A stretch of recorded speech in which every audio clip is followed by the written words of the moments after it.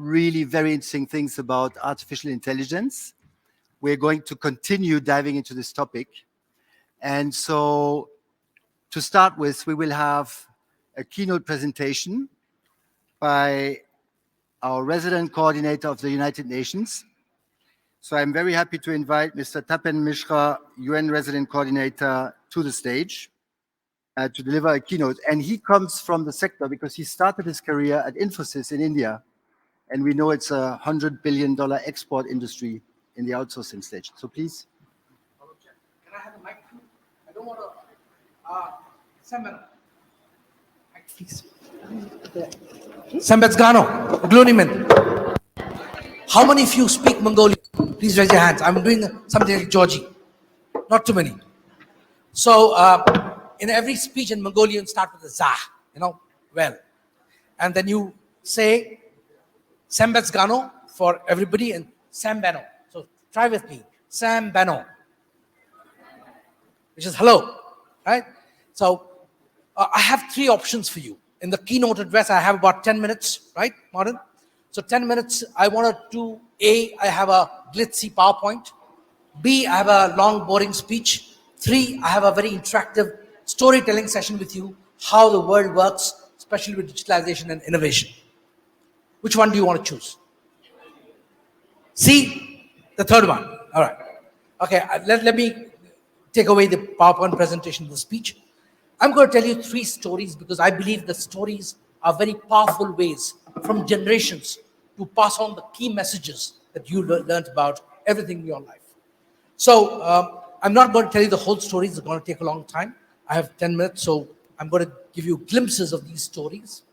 And I'll start with the parts of the stories that are associated with me, that I've been a part of those stories.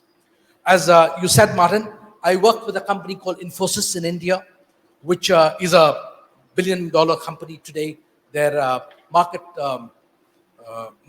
capitalization more than 100 billion now.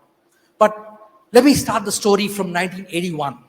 7 young graduates, engineers, came together in a city in India called Pune, and they didn't have any money. And they were all engineers and graduates with dreams and aspirations to make it big, to make a big IT company, which was India's perhaps dream at that time in the 80s to start working on.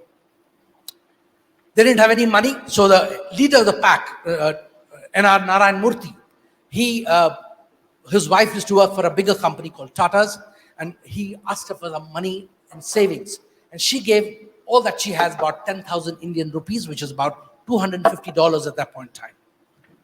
$250, 7 young, bright minds came together, and they built a company like you talked about. Today, from 7 people, they have 353,000 people around the world, and more than $100 billion in terms of market capitalization in 40 years, right? So that's a company. And I will ask you, how did it happen? What made it possible? And I'll give you the mantras that these leaders started with, because I had the opportunity to work in Infosys Leadership Institute for less than 2 years, work with the leaders in a whole series called Leader Teach Leaders. So that's the Infosys Leadership Institute. First thing, they talked about building the mind, the human mind, taking it out to do the consulting part. And their company logo said Infosys, powered by intellect, driven by values. That is their punchline.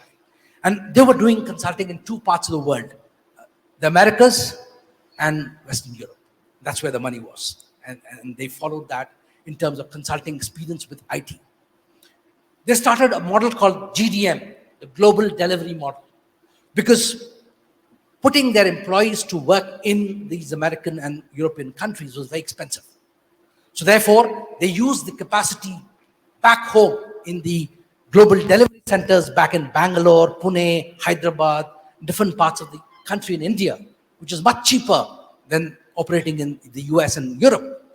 But their business development managers work with their clients in the US and Europe to be able to look at what are the needs of the clients, how do they need to do the biz specs, the business specifications, and send it back in the evening to India.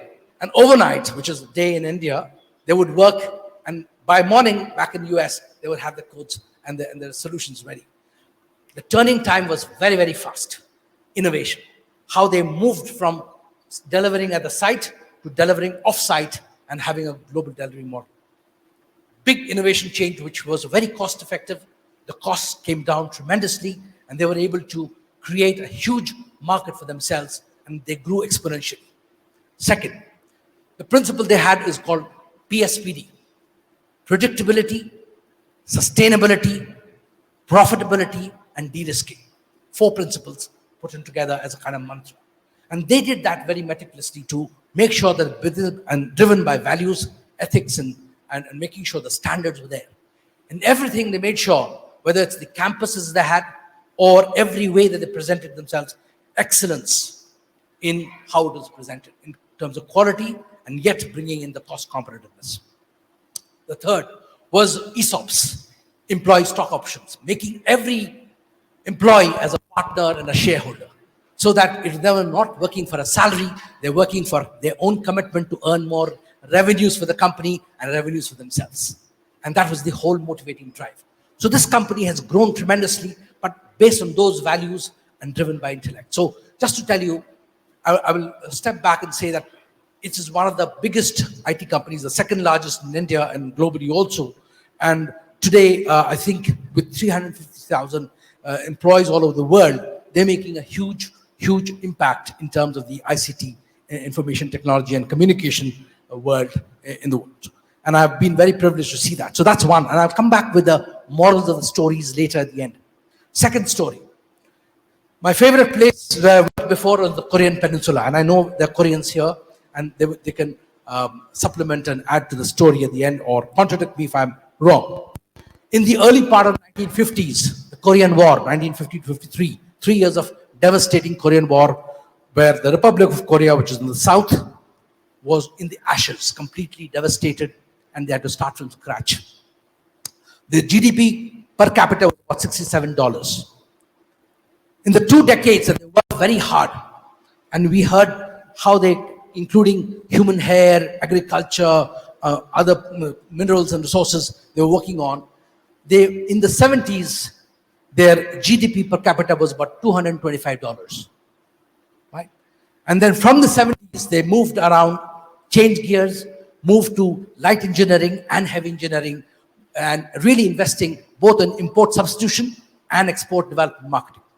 And that's where they moved to become a very progressive, aggressive, progressive country economically. But by the end of 90s, they had a financial crisis, and they had an IMF bailout to help them on that. And then again, they changed gears again and leveraged ICT, information and communication technology, and they moved hugely into the digital space. Today, the per capita income of the GDP per capita is more than $30,000, $31,500 to be more precise. And the economy, the market economy is about $500 billion coming from the digital sector. $500 billion, which is about 30% of the economy, right? So that's where I think the growth of the Korean Peninsula in terms of how and by the way, in the 70s, the GDP per capita of the South was lower than the North in the 70s, right? It's only in the last couple of decades that accelerations happened, leveraging technology, leveraging digitalization, leveraging the whole digital economy space, which has pushed the country forward. So that's the second story. The third and final story is about Mongolia, right? You know, you've heard enough of the context of Mongolia as a landlocked country, but certainly not a mind-locked country. They have a huge opportunity to move from not mining-dependent company, but a mind-dependent company. It's only 3.45 million people, right? In a huge landmass of 1.5 million square kilometers between the two major giants of Russia, which it shares a border of 3,500 kilometers, and with China, 4,700 kilometers borders, and yet landlocked and big economic giants. Most of the exports for Mongolia is in raw materials, primarily in minerals, coal, gold, copper. And then also the natural resources in terms of cashmere, wool, leather, but again, there's a huge opportunity to expand into that market, including ecotourism and renewable energy and other facets together. But given the facet of where digitalization come in, to 2019, they started on a new journey of what is called the Digital Nation Strategy, and creating a platform inspired by Estonia called eMongolia. And the whole digital story started now. The public services through eMongolia became very accessible to the people and citizens of Mongolia. Now, looking at the whole facet of leveraging digitalization, because especially in a landlocked country where we're looking at trade logistics being a huge challenge, transportation being a huge challenge, the cost of transporting to the ports and the time it takes is tremendously challenging. So in that context, Mongolia has had a challenge of increasing its trade potential. And the other part was in terms of the easy route of going through raw materials. The value-added processing potential has not been leveraged as much. And that's one of the key drivers that Mongolia is to. So coming back to the story, we in the UN, when we had this UN reform and we were put as independent and empowered resident coordinators, not looking after any one agency, but the whole system together. What we did is, we were told by the Secretary General that we have convening power. So I said, let me test my convening power. So in 2022, we, in Mongolia, created a global platform called the GDD, Global Digital Dialogue, bringing all countries around the world on an online platform to come and share their experiences and learn lessons from each other of how we can leverage digital transformation as a way to economic development, as a way to environment, as a way to social development, all the facets of inclusive and sustainable development moving forward. So in 2022, in partnership with the newly formed Ministry for Digital Development and Communication, we came together and we created this whole 5 different streams, including the government as a platform, the e-services, including the green economy, education, economic drivers, and technology frontiers of ICT. 5 streams, and we did a 3-day global digital dialogue. More than 50 countries joined, more than 500 people all over the world came together and became a wonderful experience where we in the UN Resident Coordinator's Office had a very shoestring budget. And we used that to create this platform and became an eye-opener. And this year again, we did a Global Digital Dialogue 2023 focused on trade. And I think the 3 stories that I've told you about India, Infosys, the Korean Peninsula, especially the Republic of Korea, how it moved from $67 GDP per capita to 31,500 GDP per capita in the couple of decades forward, leveraging technology. The message I want to give to you is not about technology, not about digitalization, not about innovation only. It's about the human mind, the potential of the human mind. Your infinite potential and capacity that we have as human beings, machines don't have. Machines are coded to have some part of that artificial intelligence. So the innovative, original ideas and thoughts that you have drives your aspirations and ambitions. It needs to be activated in terms of action plans and results to get those end outcomes that you are wanted to have. And for that, the means to the end is science, technology, innovation, digitalization, the processes that we can have together. So the 3 stories are to say that every story has this behind you. If you don't remember anything else, remember some of the stories that every country, and I'm making a special appeal to the landlocked developing countries, LADCs who are here, that like Mongolia, you have an opportunity to look at the new landscape.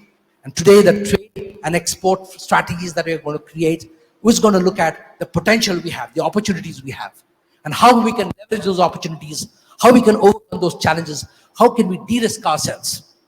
In the UN, we have coming forward next year is the Summit of the Future. This year, we're doing the midpoint of the Sustainable Development Goals. So as we go forward in the 15-year Sustainable Development Goals, leveraging economic, social, and environmental priorities that we have, we are taking stock of where we are because we have slid back in the last couple of years with the COVID pandemic. and economically, socially, we have been challenged. We're taking stock this year and making commitments to accelerate our activities for the future, and SDG Summit coming up there. And I'm sure each one of the 193 member countries will make commitments, and the President of Mongolia will be personally there to make those commitments. And we in Mongolia will be engaging the whole of society with the ministries and governments, private sector, partners, civil society, and the public to work together to create a national SDG forum in September, taking it forward, and therefore be able to bring this whole inclusive and sustainable journey forward. The last point is about next year is the year, the Summit of the Future, where we will have the new policies that the UN is thinking through, including a global digital compact, which will enable us to look at how do we create a standard uniform way of working, leveraging digital transformation, leveraging digitalization and processes to enable economic growth, enable that our economy doesn't impede environment, it's more green, it's more clean, it's more digital, it's more sustainable. And finally, we will have the opportunity then look at how to create regulatory mechanisms to all possible de-risking threats, like in case what are the downsides of AI or ChatGPT, and how do we regulate cyberspace a little bit more effectively so that the positives and benefits are leveraged by us.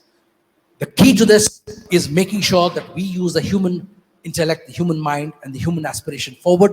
And I'm sure my panel members today will talk a little bit more from their experiences from different parts of the country, including Mongolia. We have Faro and Pyamba will speak about the experiences in Mongolia. So I will not talk so much more about Mongolia because you will have that. But I did talk about India and South Korea.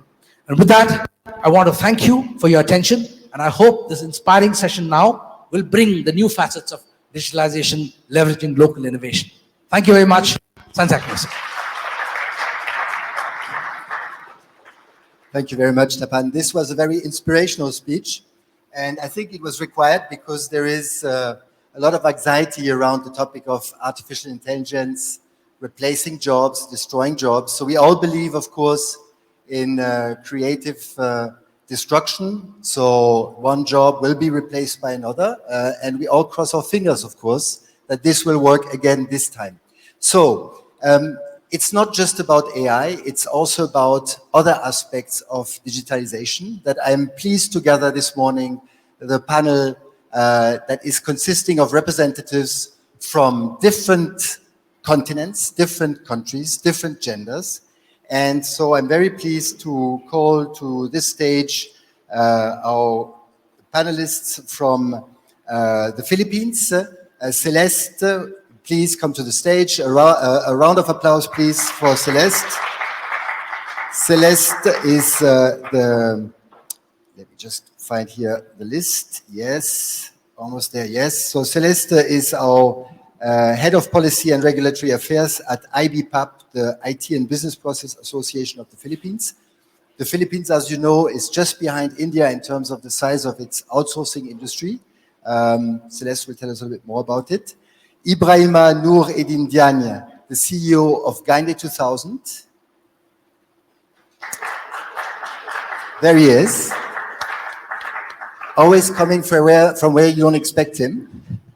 So Ibrahima leads a company that is very successful and is deploying paperless trade solutions, single windows. So he has done this in a number of countries, and he'll tell us more about it. And he represents West Africa here today with us. And I'm also pleased to call to the stage Mrs. Wu Yi, CEO of Haikul. Please. So Mrs. Wu is the CEO of an innovation platform in Beijing, and she's also the vice chairwoman of the Beijing Overseas Talent Association.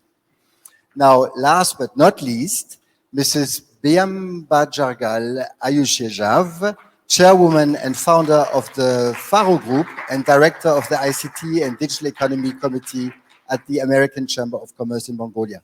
And to simplify this panel discussion here, she accepted that I call her by her nickname, which is Bimja. So this will make our life a little bit easier. Thank you for joining me on this panel. I hope you're not disappointed we are not doing this in the metaverse. No? So this is probably going to happen in a few years down the road, but not yet. We have trade being impacted already now by digitalization. Dark factories, VR headsets to discover suppliers, and shops that function with artificial intelligence, where you don't need shopkeepers or to go through the cash register. So I'd like to hear from you a little bit how the situation is in your countries. And to start with, I'm passing the mic to Yi, please. So as we all know, so China has a unique advantage in digitalization. So we have the advantage of a super large scale market, and we have the most complete industry system in the world, and we also have the basis of indicating the world-class platforms. So because of China, we have a huge services industry and agriculture. So those can provide a rich application scenarios for digital new technologies. And over the past 2 decades, I think China, we have embraced the digitalization a lot. And we also made significant progress in various aspects in market industries. So I think China, we are global leader in e-commerce, so mobile payment, and also 5Gs, and also financial technologies and electrical vehicles. And companies we are well known like Alibaba, TikTok, and Tencent, Huawei, Xiaomi, and also BYD, they have gained worldwide recognitions. We can also look like some economic data. So China, currently we have more than 710 online digital buyers, yeah, and generating more than 50% of the world's digital transactions is a huge amount. And it is also the fastest and growing and also largest e-commerce market.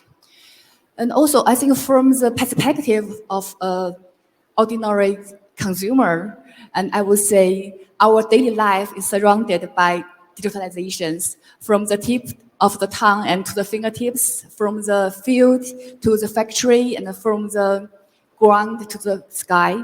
So everybody say we cannot live without a mobile phone more than maybe 2 hours or 3 hours. Yeah, I can lose the key of my house, but I can lose my mobile phone. And I will share a little story with a wallet. So I was in Europe several months ago, and I was in a shop, and I found a very, very beautiful wallet. It's a large one. It's with red leather and delicate decorations, very beautiful one. I really want to take it home. And it took me several seconds and thought it over. So what I can do with this wallet? Should I put the cash in the wallet? No, I haven't used cash for a couple years.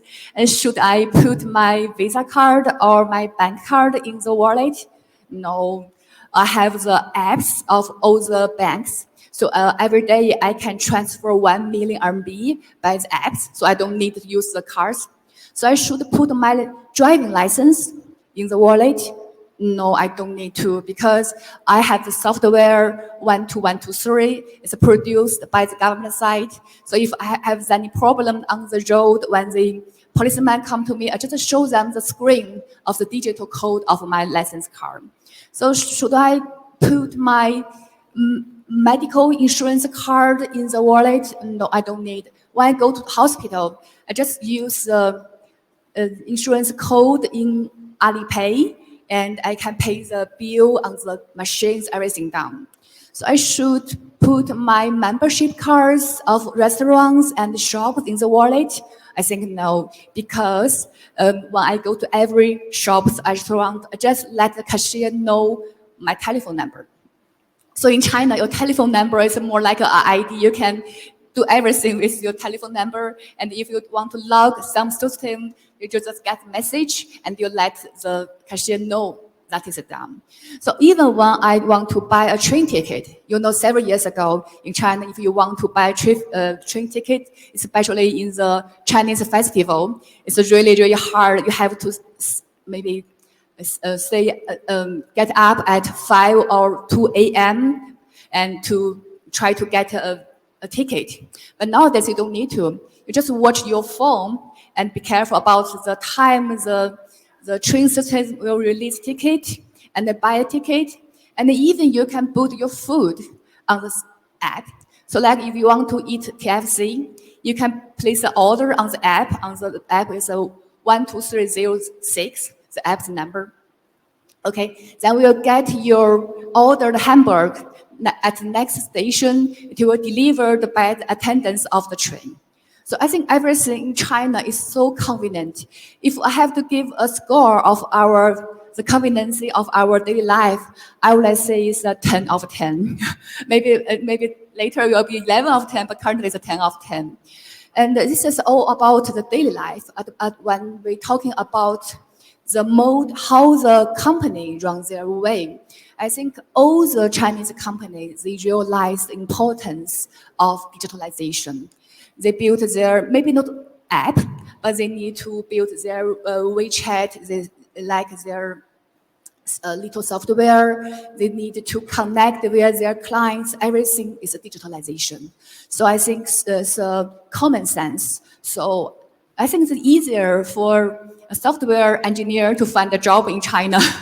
Yeah, and also for Haiku, we are an ecosystem and we provide services for the startups come from the older world, and when they are interested in Chinese market and they can come to Haiku, we see us more like a China desk. We help them to understand Chinese market easily, and we help them to connect to the Chinese domestic clients, to help them to build the cooperations with government side, with the big operations side.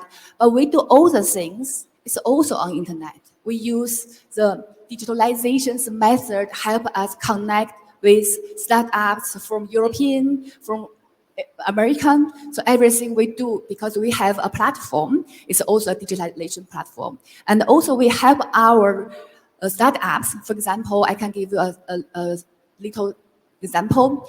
The startup's name is Deep Nature, and they provide 3D modeling cutting-edge solutions. It helps the consumer when they want to go online to try the clothes, and it can provide a more virtual experience online. And we connected them with the investors and also with the big corporations like LVMH. So that's what I could do, but we do all the things not with offline, but something, other things is online. So digitalization helped us a lot, and also helped the connection between us and our startups, between startups with investors, between investors with government side. All the connection is reasonable, but only depends on the digitalization. Yeah, that is my. Thank you, Yi. So in the discussion to prepare for this session, I learned also about this huge cohort that you have onboarded 2 years ago, a year ago actually, 1,800 startups.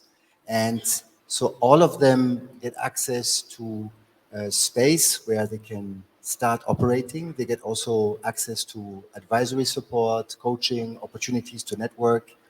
And you take a subset of those, the highest potential ones, 140, I think, and those receive funding to start operating and accelerating.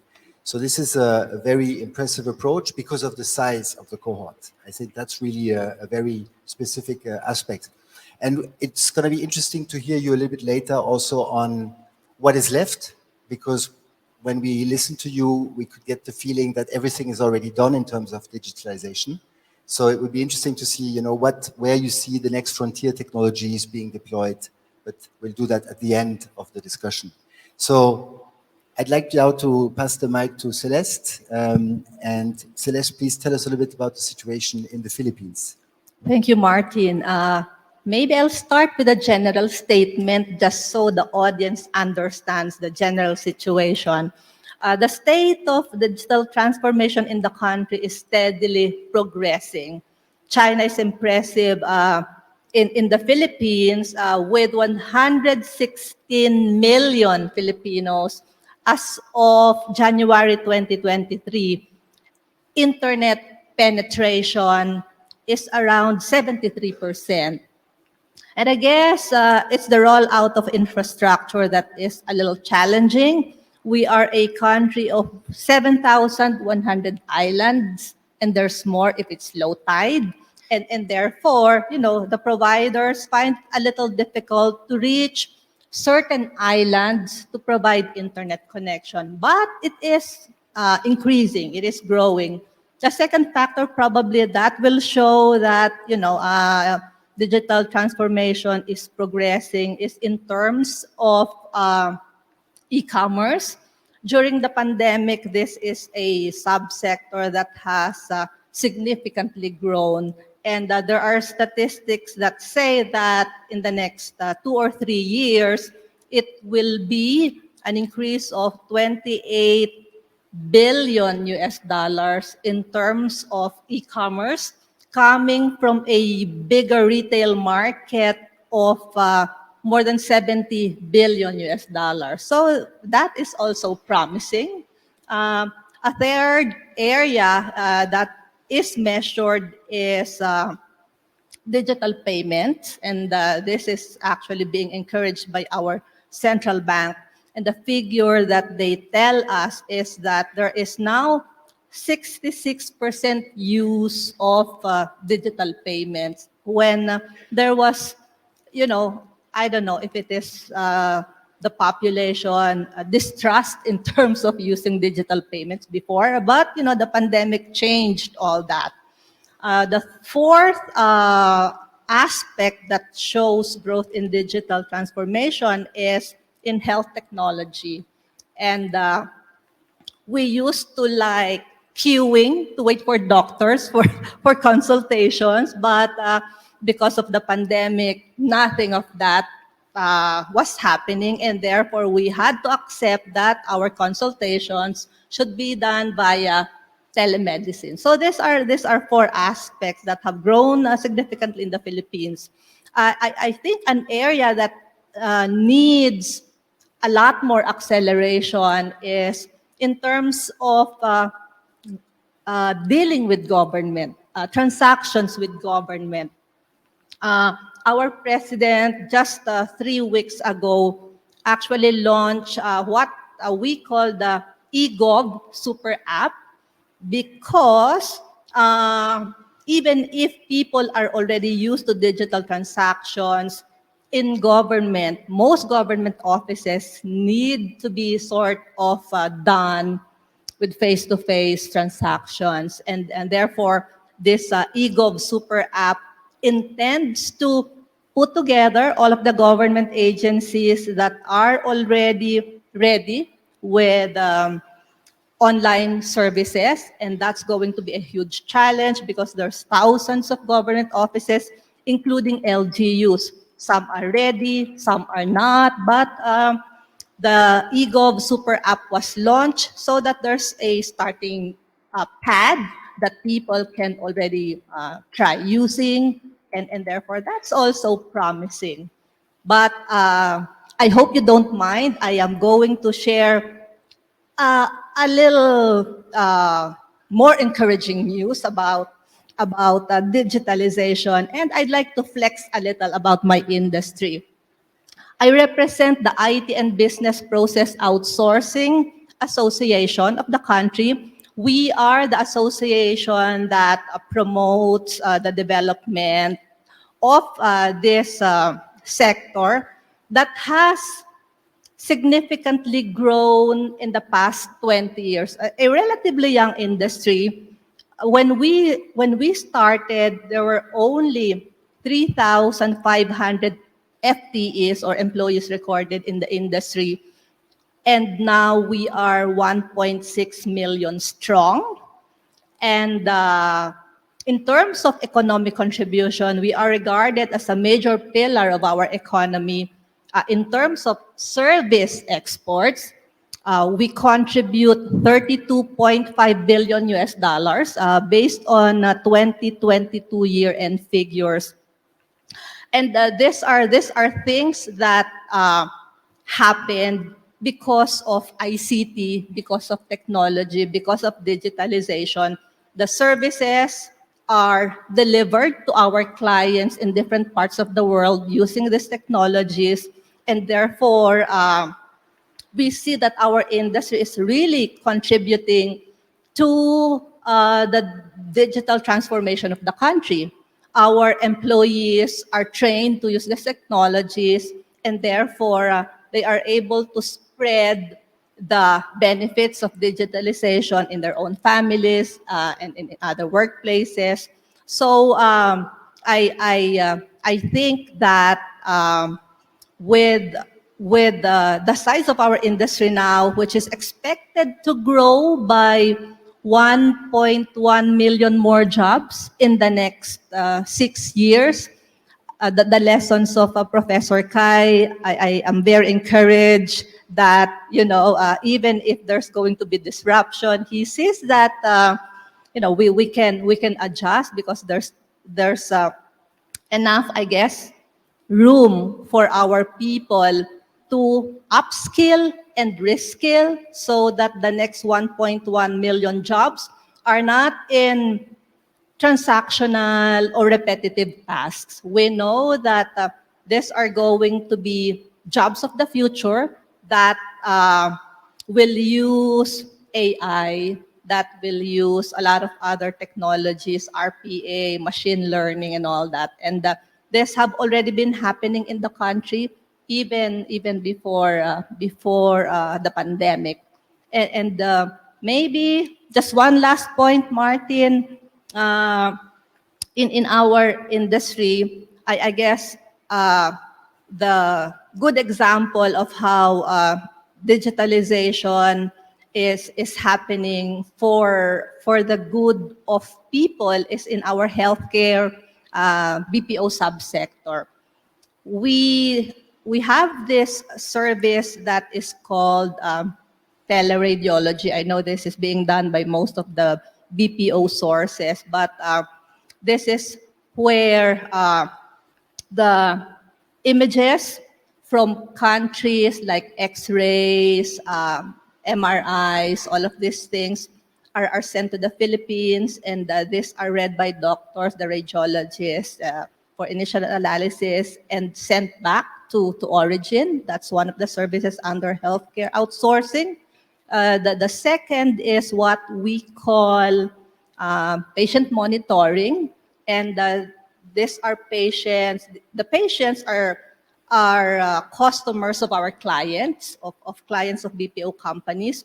They were wearables, for example, that monitors vital signs, also that they take their medicines, and these are done by nurses in the Philippines with real-time monitoring of patients, mostly in the US.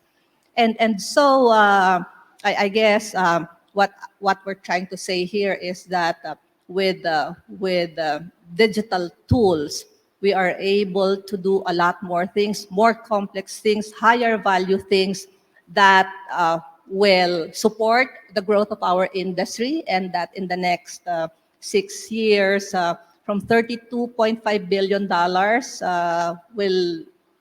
we're projecting 60 billion US dollars of export revenue for our country. So that's more than double. That's almost double the current figure. That's very impressive. And so with the healthcare industry, you were also touching on a sector that is getting disrupted by new technologies. And at the same time, it really seems that it's a very positive disruption. So access to services remotely, better care, and also faster care with a wider availability of healthcare services. We talked about blockchain a little bit earlier, and just as a little parenthesis, there is Estonia that has its entire healthcare system with patient records on blockchain technology also. So this is being deployed, is being used already on very large scale, even if it's not globally. You have use cases that are really interesting, and that I encourage our audience, if they're interested in this blockchain technology, to check out. So it's not just about cryptocurrency scams, but also real positive technology. As we move now away from the Philippines, let's go to Africa. And I think it's very important that we set the record straight, Ibrahima. There are many good things happening. When it comes to mobile payment, for instance, Africa has been at the forefront with M-Pesa. And when we have here Professor Dekai representing, AI research from the US, we have here in the room a researcher from Senegal who has also a PhD in AI. So if you're interested to meet with her, she's there in the second row. Yes, Die, who has been researching this topic and is coming to similar conclusions to the one we had here on the panel.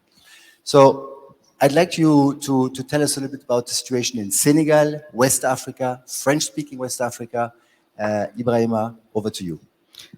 Thank you very much, Martin. I will first maybe take 1 or 2 minutes to explain Africa and Senegal before coming to the journey of digitalization of the country. So Africa is a 53 now countries continent with almost 1 billion people living. I think that it's the youngest continent in the world, not far from Asia. And we are also, it's quite a big land. Sometimes people think that is one single land, but if I want to fly from extreme west to extreme West Africa, I will need 9 hours flight time, and the same for north to south. Actually, New York is closer to my country than Addis Ababa, the country of my sister from Ethiopia. Now, I will let you know about digital in Senegal and then in Africa. We had probably 3 decades of construction of digital in Senegal. The first decade was from 95 to 2005. It was a decade of dreams. This is when internet started, and nobody knows how it will affect the economy and the social life. Just like now we are talking about artificial intelligence, we know that it will change something, but nobody can tell exactly when and how it will change. So during that period, Senegal has been also very proactive. In 95, Senegal was a part of the United Nations program called Trade Point, and the logic of making trade by digital was already in Senegal. And I was, this is when I finished my study and I get back to Senegal. My first job in Senegal in 95 was to implement digital trade. But I say that it was a time of dream because all the infrastructure, all the services, all the legal framework was not there. But the capacity of using digital to fill many gaps in the economy was already here. And there was a lot of construction. One of them is the single window trade facilitation platform, which I am currently running since 2004, making Senegal one of the first countries in the world using digital to facilitate trade. So that single window is a kind of integration of all the government agencies with all the private sector dealing with import-export. So they can process all the operation with one single submission, and all the coordination of that submission will be done digitally. And at the end of the process, people can release their good from the port with one single electronic process and many stakeholders connected to that platform. This is the story from 95 to 2005. The second decade is from 2005 to 2015. This is the decade now of consolidation because the legal framework was there. When we start the single window, there was no legal framework, but hopefully the government of Senegal has decided to go with pragmatism. So there was no law for digital signature, but it was accepted that a submission could be done electronically and a notarization can be accepted electronically. But the law has been voted in 2008. And at the same time, the payment system has been improved because we have a central bank for all the West African countries. 8 countries are sharing the same currency and the same central bank. And the program of modernization of the mean of payment has been implemented during that period. And also during that same period, the mobile application and mobile money application has increased a lot. Now the penetration of mobile phone in Senegal is more than 100%, meaning that everybody has at least one mobile phone, and most of the people have two SIM cards with 2 different numbers.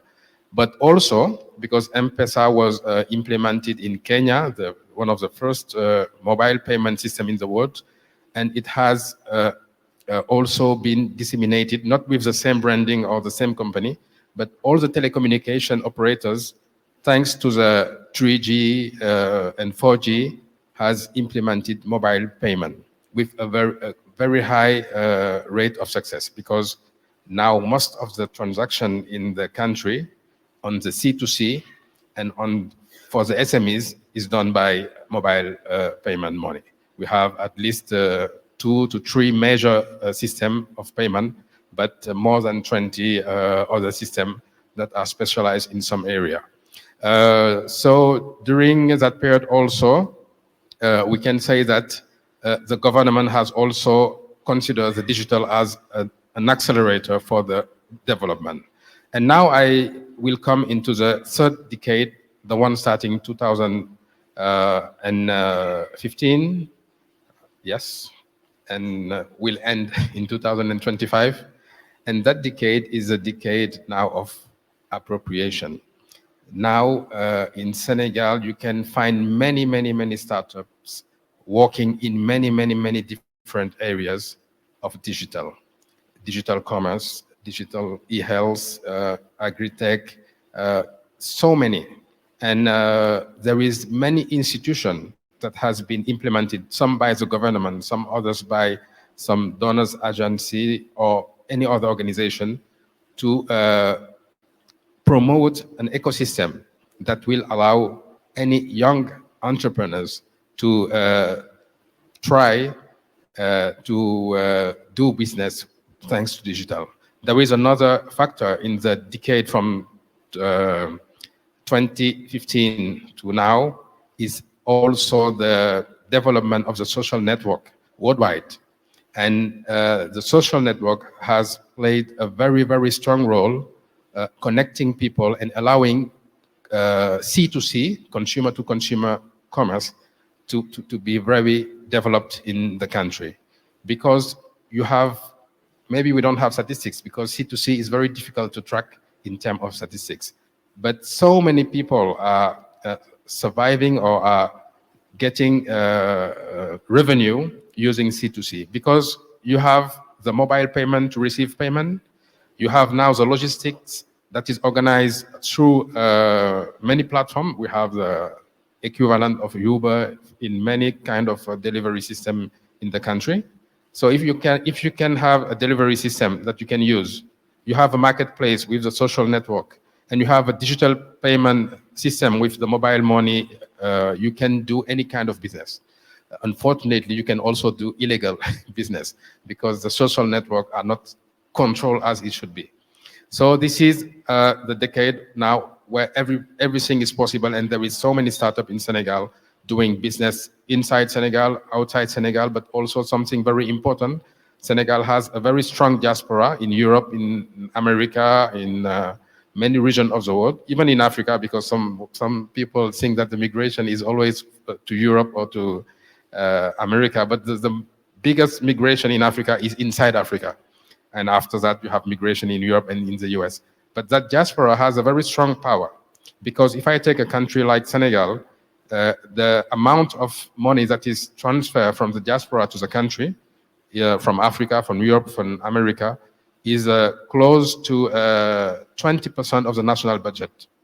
So that amount is huge, and the business between the diaspora and the local, both sides, is very strong thanks to all the elements that I just mentioned. So I will say that Senegal is a country that is really digital sensitive, and something that is also probably particular to Senegal is that the private sector is driving the ecosystem very strongly. I know that the government, because when I start working in Senegal, it was a project supported by the government. So the government was far away from the private sector on digital. But with the 3 decades I've just indicated, there has been a switch. Now the private sector is driving the movement of digitalization of trade and all the economy. I don't know if I take too much time to explain, and if my English has been understood, but I try to explain what happened in the country. It was very clear for me. I think it was the same. Yes, very good. So thank you, Ibrahima. And we have a little bit the same situation in Mongolia. A few years ago, I remember the first time I was here, I was asking around which are the tech companies in the country, and it was hard to get names. And this time coming back, in just one afternoon at the B2B meetings we had arranged in the framework of the WEDEF, I met a dozen of them, which were most of them considerable in size already and experience, and have a high potential, not only in Mongolia, but also to grow beyond the borders of the country. Some of them already do business outside of the country. And I think you're one example, Bimja. So maybe you can tell us a little bit about the situation of Mongolia's tech sector and also your own experience. Okay, thank you, Martin. So, as you can say, 60% of the population is under 35 years old. So, which means Mongolia is a very young nation. With that, people are very much adaptable to new technologies, and also they're very tech savvy. So in a way, it shows that there is a huge digital economy here, and it's keep growing. And so if I'm not getting, before we get into this whole digital transformation, maybe I will give brief background about myself, and then what's happening. Maybe I can be very good examples of what's happening here in Mongolia. So about 10 years ago, I founded a language school. So it was just English language school. Mongolian startup, small, medium business enterprises are doing what traditional business were doing. So at the time, within the 10 years, everybody, every business, especially young entrepreneurs, they understood they have to move into digital environment in order to scale up. Compared to our ancestors, the older generations, they stick to the more traditional method of business, but the younger generations were moving into digital transformation. That's what we did. So we launched our own edtech company where we deliver English, now it's 14 language vocabulary words 6 years ago. So we help Mongolian people to memorize words. Before we teach them language, we understand that memorizing the words is important, and we don't have to teach kids, bring them to school and, teach the vocabulary. So we went into application. And if you can see, so far we have 1.4 million downloaded users. It's almost half of the nation. And we have monthly active users for 40,000 people paying users here. So we are one of the successful app here. So when we were moving into this digital transformation, we were making part of our business into digital, right? And then we see a lot of challenges.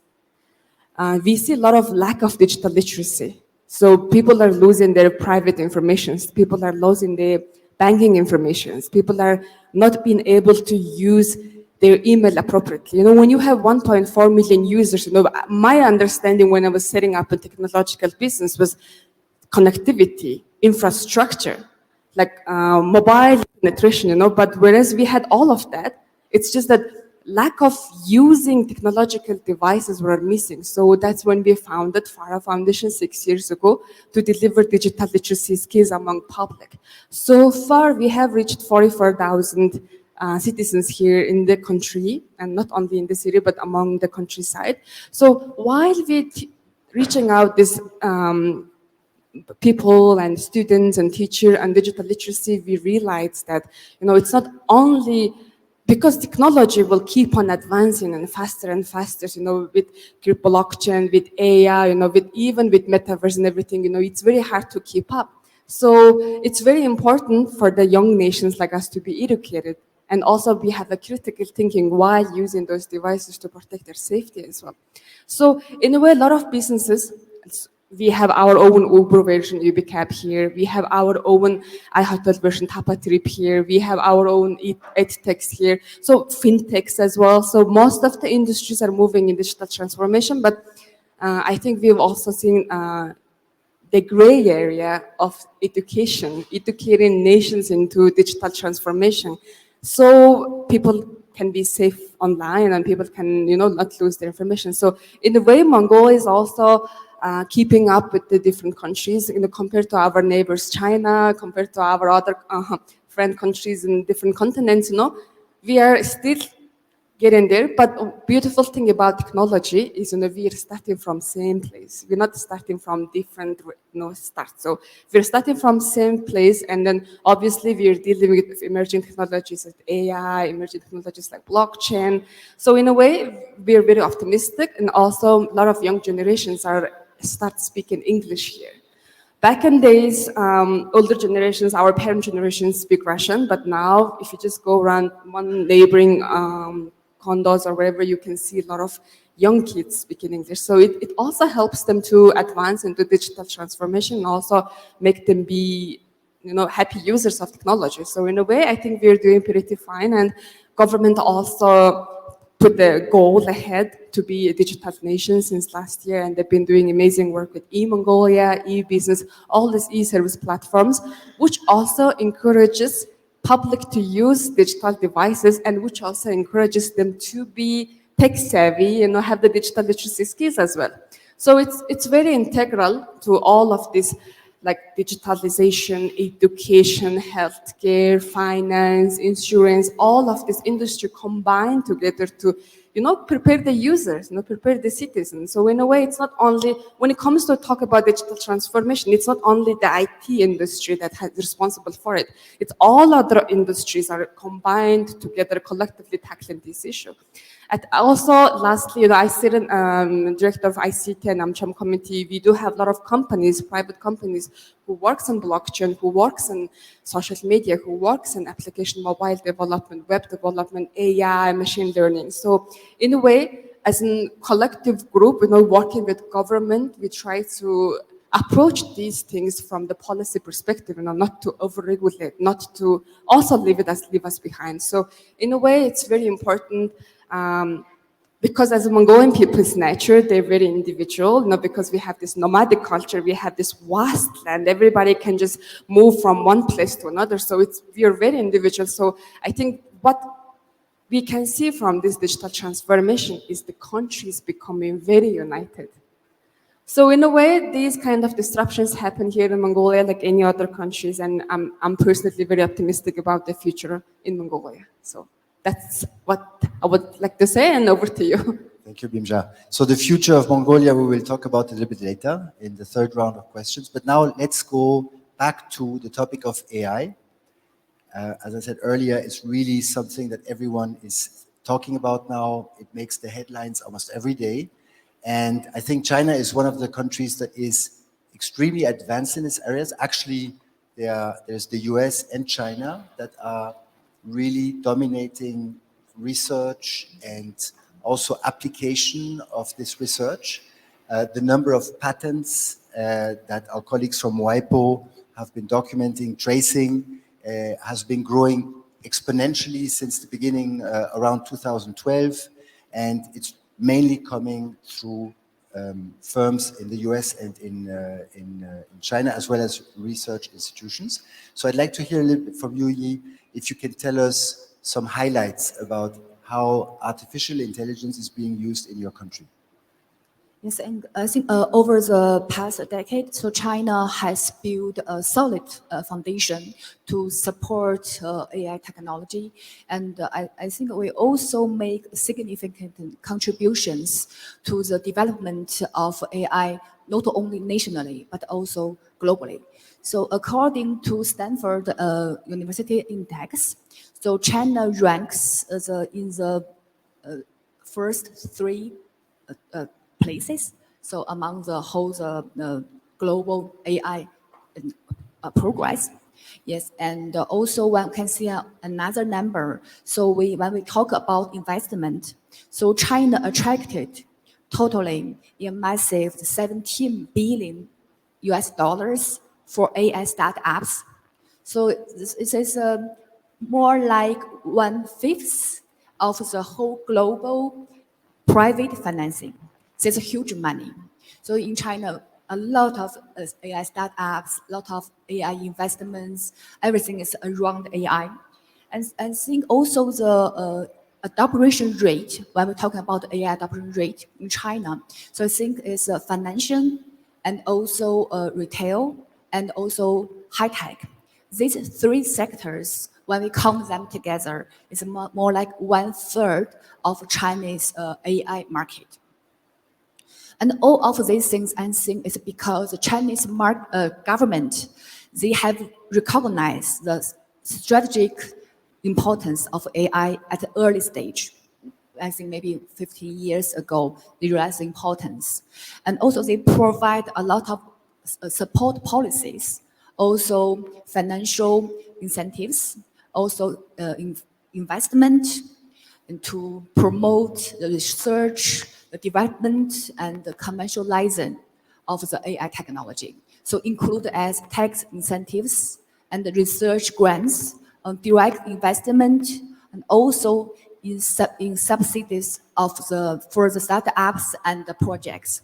And also one important thing, I think the government has realized the importance of next generation, the training program of the new generation. So in China, you know, when we are my child is in the middle school, a lot of parents will send them to learn AI, to learn the software. So we are quite afraid of our child should know the new technology.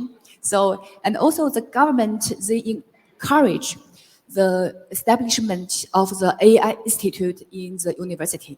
Then also they promote the cooperation between academics and industries. And also they support the training programs for the young generation. They want to address the skill gaps. We know there are still skill gaps between us and American, but we want to address these gaps in the AI field. So I think government, they tried a lot, and also they opened, in China, we say they give the AI area startups, they give the pilot program. So, you know, in China, if government tried some new technology, and maybe the big companies, they will follow up. So a lot of AI startups, they want to have the first deal with government side. So government, they were quite open. They want to try new things, and they also want to give the opportunity to the startups, not only have the cooperation with big company, but with startups. So I think also, I think the governments can have recognized the importance. And also, I think in the future, not only in the three sectors I mentioned, as retail, financial, and also the high tech, and also in infiltration and the traffic area. I can give you another example. Everybody knows Beijing's traffic is very terrible, especially on the Monday morning. When we look at the map, so whole Beijing area is like red and dark purple. It means the traffic is terrible. But only one district, we call it the Yizhuang district, the traffic is okay. It's more like green color or yellow color. It's because they use AI system to control the lights. Then they had a result, they calculated and said, if we can use this system, maybe we can enhance the GDP 2% to 4%. You can see, okay, everybody knows it's so hard to enhance the GDP 1%. But if we can use this software, this program, it can make the whole society run more efficiency. And I can also share some perspective for Haiku side. So every year we will have a competition, and we have 7 sectors. The AI is always one of the popular This year is the most popular one sectors. And totally this year, we have received 5,500 applications from the worldwide. And among them, 24% is in AI sectors, vertical. And if we compared with last year's, so it increased 45%. I think it's all because ChatGPT. Yeah. That's the reason. Yeah. Yeah, thank you. Yi. So indeed, a big growth in the startups being funded for their AI projects. We see the same thing also in other geographies. And I'm sure in Manila, you would love to have that software that optimizes traffic with AI, because I remember the traffic jams, they were quite remarkable. How is AI being used in the Philippines? I think, Martin, you should use the smart phone that will count the number of steps that you will take to walk from your destination. That will be easier. But anyway, starting 2016 and a few years after that, our industry was dismissed as sunset by a government agency that says that because AI is there, then our industry is no longer relevant, that we will lose the jobs because AI is going to take over.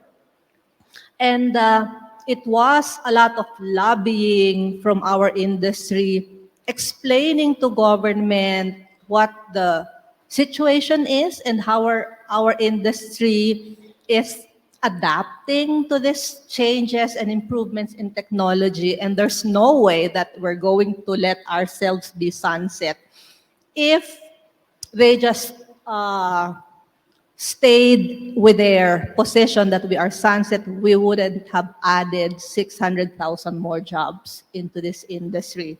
And we are very appreciative and grateful that since then, the government has developed this national AI strategy roadmap.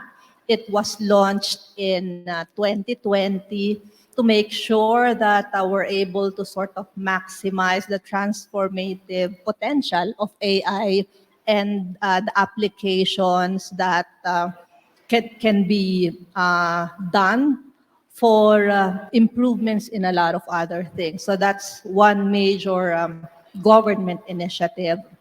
Another is the establishment of innovation and research centers led by the top schools in the country, so that we are able to be ahead in terms of developing what needs to be done, so that even if there aren't, technologies that sort of emanate from the Philippines, that we're able to maximize the use of what's in the market.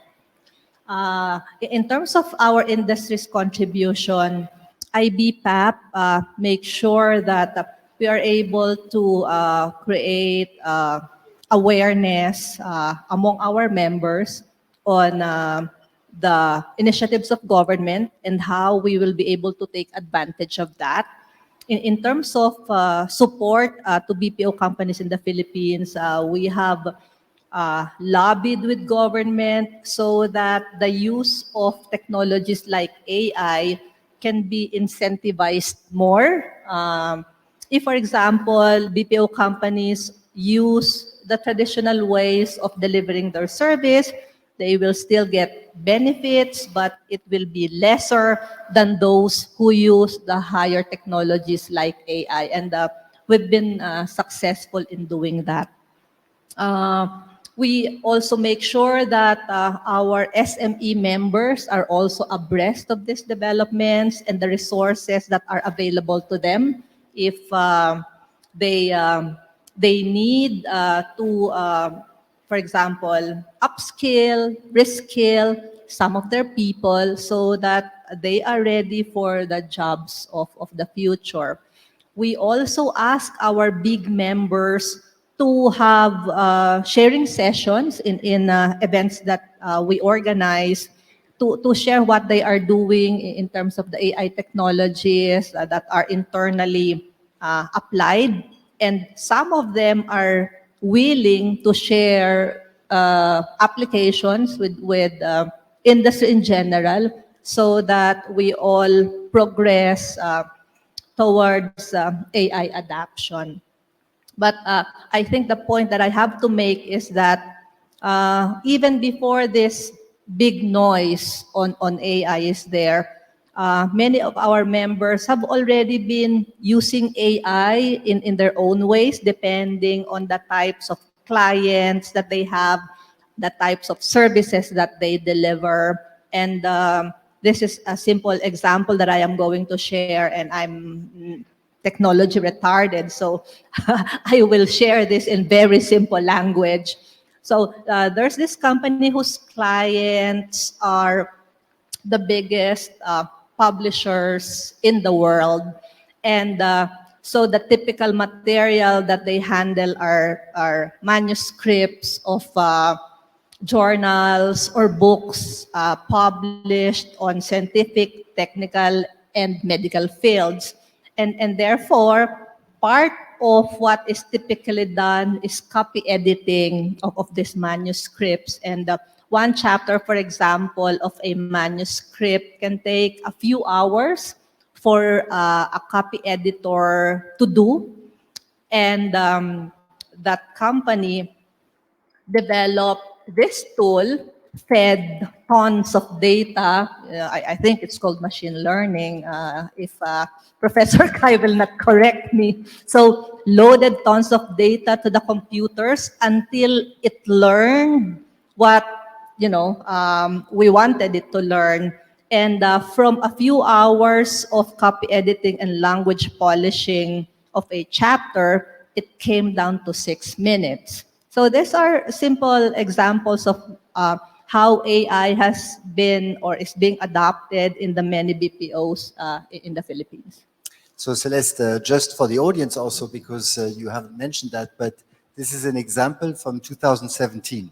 So an application of natural language processing, machine learning back in 2017 for an internal use, company to company. So now it has hit the mainstream, and we are seeing it's getting there a lot of attention, but it was already there. And maybe from 6 minutes, we have gone down to a few seconds. Yeah, that's the big change. Yeah, exactly. So I see our colleague Matteo here waving a hand with 5. It's not to say hello, but it's to say we have 5 minutes left. So, because unfortunately the previous session lasted a bit longer. And so, Ibrahima, I will ask you to please come in on Senegal. But just before that, I would like to say that at Vivatech 2 weeks ago in Paris, it's a big tech fair, I met one of our startups that we support under the Netherlands Trust Fund. And Concrete, they're called, they have developed a tool that generates business model canvas, value proposition canvas for new startups. So it's an entrepreneurship support tool, which is integrated with the ChatGPT plugin, so to say, the connector between your application and this tool. So it is with the API. So this is something that is quite remarkable. And he got, of course, a lot of attention because this is what everyone wants to see. How can we use it in our businesses? Ibrahima, how is it being used in Senegal? Yes, very quickly. First, it's a topic that has been put on the interest of academic for a while now. I remember in 2015, the challenge that has been organized between the different universities, the topic was artificial intelligence. But now I will say that with ChatGPT, what is fantastic is not what ChatGPT is doing, but is the fact that it opens the eyes of all the non-initiated people, policymaker, even business owner, on how AI could impact what they are doing. So I will not maybe mention the number of companies that are working hardly using AI as a tool to make their business developed, but we have to consider that AI will definitively impact the way the government will make their mission, the way the business company will be running their business, and also the way they will manage the human resources. But also it will impact the citizens that we are. You know, I used to say that artificial AI is something that is that will help to maximize analysis capacity and to replace or to support human decision. And the more you have data, because today we have many data, many picture, everything, but the capacity to analyze it and to take a decision from what we will take from this room, maybe it's not yet there. But in 5 years, probably what we have done during this week here in this room will be transformed into a value that we don't know. People will know that I was sitting here at this time speaking what I'm talking with the audience like I'm doing. Today, the image is taken, but there is so much information. But tomorrow, the capacity of AI will allow to track where I have been and what I have done, what I have said. And this is where it should be a question that we need to consider very seriously at the academic level, at the government level, but also at the business level. And I will just end up my speech with a consultant who say that with ChatGPT, consultant will be very happy because they can provide a report very shortly and get paid as they used to be paid, because ChatGPT is a tool that can make the work for you, and now you just need small attention to correct and to adapt into your context. So if we lose that capacity, that small capacity, it will really change the way the world is running. So I will not say more because the time is limited, but it's a serious question that we need to address at the academic level, at the government level, at the business level, but even as individuals. So this is what I can say on the AI. Thank you. Thank you, Ibrahima. So, Bimja, your maybe a quick zoom in on AI, and then where are we going in Mongolia in the next 2 years? What's the future like? And we will have the same question to the rest of the panel before we close. Okay, no worries. I speak very fast. So before, AI becoming booming these years, previously at our tech company, we used AI. So AI been like, especially for machine learning, it has been wide for some time now because of its ChatGPT. Suddenly it's become this hot topic after metaverse. So in a way, what we used to do was that because it's our edtech, so we kind of customize the classes you want to get it into depending on your exams you took, depending on your level. Same goes with the social media, Facebook, TikTok, Twitter. They use the AI algorithm to decide what to show you. So all of these big parameters in the AI, it's difficult to. It's customized for one's need. So it has been there for a long time now, and it's already been here in Mongolia as well. So in a way, when it comes to all these parameters, one of the challenges I've seen, especially in Mongolia, is disinformation. Because the parameters that put it into this AI are put by people, put by organizations and corporations. So sometimes people or human are not the honest natured species. So in a way, whatever parameters that put it into AI, and the people searching for it, people working on it, tend to maybe receive disinformation, false information. Sometimes it can be radical information as well. So in a way, AI ethics is important now. So I think a lot of governments and a lot of countries and a lot of private companies, tech companies, A-level companies are focusing on AI ethics. Have to be fact-checked on AI, have to be regulate those parameters. In a way, Mongolia is not falling behind on that as well, because I personally can't write email anymore, because whenever I write email, I have to run through ChatGPT to check. And of course, like Ibrahim said, I do check the little details, but it also affected my insecurity, because I used to write beautiful emails, but because of ChatGPT, I have this urge to check whatever I'm writing. So in a way, it's already affecting so many people. At the same time, we have to be really considerate and conscious about the ethics as well. So with that, Mongolia is also be preparing for those kind of transition too. And then I think within 2 years or 3 years, what we did with digital literacy and technological transformation, I think we will keep up with the AI ethics as well. So I think what you guys doing and having us all here is also one of the key points to tackling these issues. So over to you. The topic of AI ethics, massive. Very quickly, over to you, Yi. What does the future look like in 2 years? Yeah, I think everybody have talked about a lot of about ChatGPT. I think so it will change the way how we run our business. And when ChatGPT launched, I also think about our system. I think we currently we use a lot of we call as assistants to answer the questions. I mean maybe later or maybe 1 year later, I will not use human being to answer these questions. And I think not only the owner of a company will think about AI, also the employees. I think some of them they have fear about their future.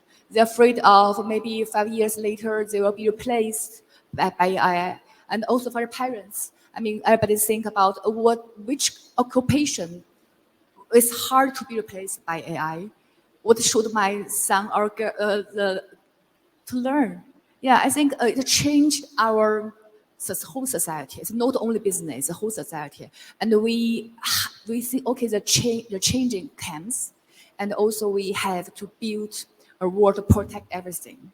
I think it's a future everybody needs to adapt to the trend, and we are not the early bird, but we should realize the future is coming, so we need to react to it. Yeah. Yes, and China has also developed some AI ethics regulations put in place already for some time. You have a very complete set that you can check out online. It's very interesting, this document. The EU has put in place AI also Regulation Act. And so I think this is a very important topic that we need to watch, as indeed, although there are many promising opportunities with AI, we are clearly anxious even in the technology sector. So that is even more worrying, I would say. Okay, Celeste, over to you. Yes, very quickly. I'd like to jump in or chime in terms of this responsible and ethical AI. The progress is really very fast, but what should be in mind is that it should be for responsible and ethical use. And I haven't heard about that document that you said. I will have to share it with my government because they are promoting responsible and ethical use of AI. In terms of business potential, using AI, I see that in the Philippines, it will still be in the areas that grew tremendously, significantly before during the pandemic. So this is in fintech, this is in health tech, and also in e-commerce. But I think there is also a huge potential for SMEs to serve the requirements of government so that its big thrust on digitalization can be addressed and realized more quickly.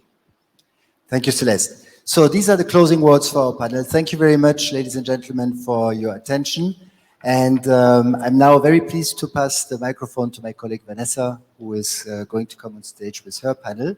And thank you very much, dear panelists, for these very interesting insights that you have shared.